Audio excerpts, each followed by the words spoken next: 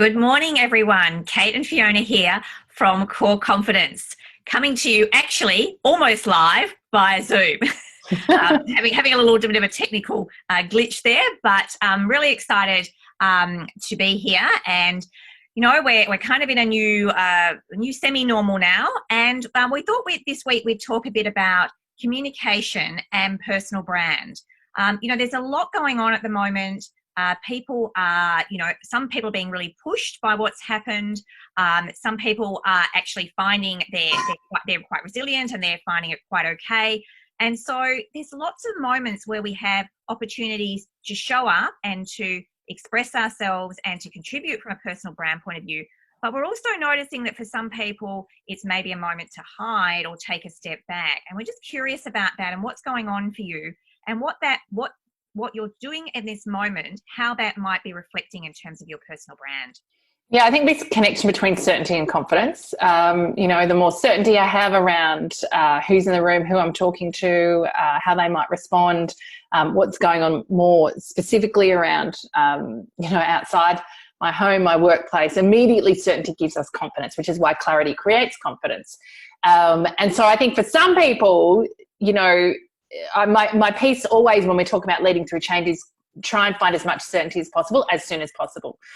And so just this piece around being really clear that actually when you're in an uncertain world, it actually takes a lot of confidence. It takes a lot of confidence to reach out and ask for help. It takes a lot of confidence to be authentic. And we're talking about lots of chapters in the book, right? To be authentic and say, hey, I'm really not coping.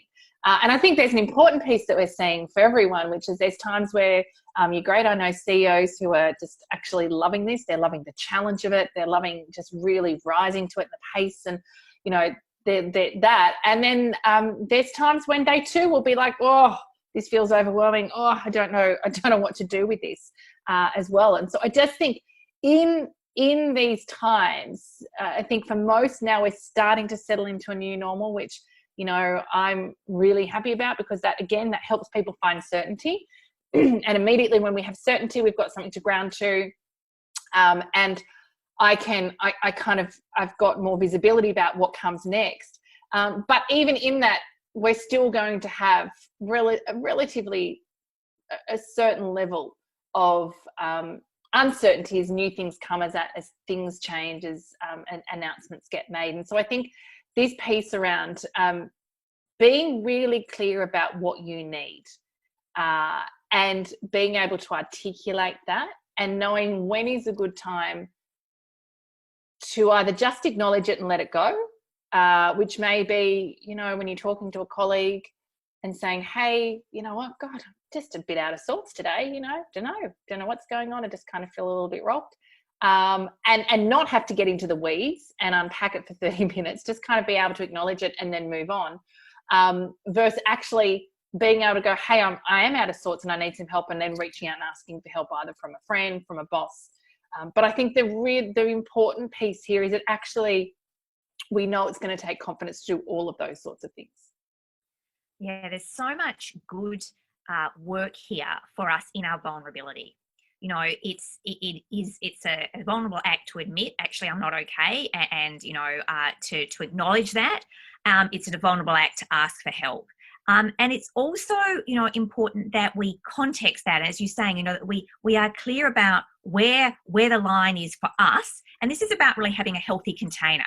We've talked a lot about self-care at this moment. How do I take care of myself well? And one of the things is absolutely to acknowledge what's going on and to know when it is I want to get into the detail of that, and when it's just enough to acknowledge it and go, actually, just need to let you know this is what's happening for me, and I still really want to focus on this piece of work we've got to do. So it's about being able to do all those things and not pretending to people that you are other than you are, because as soon as we do that, we get that misalignment. We get that sense that, they're saying one thing, but actually how I'm experiencing them, even via video, will still have that sense. So, it's this piece about how can I be clear enough and honest enough about what's going on, and also how can I do that in a way that's relevant to this particular moment. Yeah, and I think the importance And, you know, we've been talking a lot around how it's an incredible brand building opportunity, right? How you show up, how you lead, how you put your hand up and ask for what you need. You ask for help. How you lean into your leader and say, hey, where are you at? You know, are there a couple of things I can take care of for you? Here's 3 things I've been thinking about that I know you're working on that actually I could really get involved in and take off your shoulders. Would that be useful? You know, the more that you're visible, the more that you're leaning in and being proactive. That doesn't mean you have to be invincible and perfect and all over it and, you know, great with everything. And, you know, it doesn't mean you have to be that person all the time. But the more that we do all of those things, the more that we really activate our personal brand. You know, everyone has a personal brand. It's everything you say and do, everything you don't say and do in every minute, every moment. And the way you communicate, you know, in email, in Zoom, you know, putting a video on in a Zoom call versus, you know, having it off and just dialing in. Like, all of those things influence how people experience you, and you know, how they, I guess, the little pieces of information that come together to make up how they see you and how they would describe you. And so I think there's little moments every day where it will take courage and where it will feel uncomfortable, but where you can actually really lean in and do all of those things. You know, you think about the people that put videos on versus those that don't. Just even that distinction has an impact on how other people online and senior people online will observe how you're showing up. Yeah, this piece about how we're communicating, how it's landing, what people are receiving, this is absolutely fundamental. It's always important. And we don't have the same communication moments as we would in the office. So we're not running into people in the hallway. We're not in the kitchen together. We're not at the water cooler. We're not doing those in the lift. You know, all of those little anecdotal moments aren't happening. So the way we communicate now is it's dialed up. It's even more important that we're conscious about our communication, that we're thinking about, how is it that I'm expressing myself? Is my message landing well? Is the person on the other end actually getting what I intended? Because that's communication, right? When the message is received as intended. If it's not, what could I do to change things? How could I make sure that it is? What could I do differently to check in and make sure that that person is understanding what I meant? And obviously there's going to be miscommunications at this time too. We're going to be in a hurry. We're going to send off an email really fast, or we're going to possibly snap in a meeting because something isn't done, and things are going to go awry. You know, that's life as well. And again, it's how do I manage through that? Once we recognize, okay, that wasn't my finest moment, what am I going to do now? How am I going to pick it up and go, hey, you know when?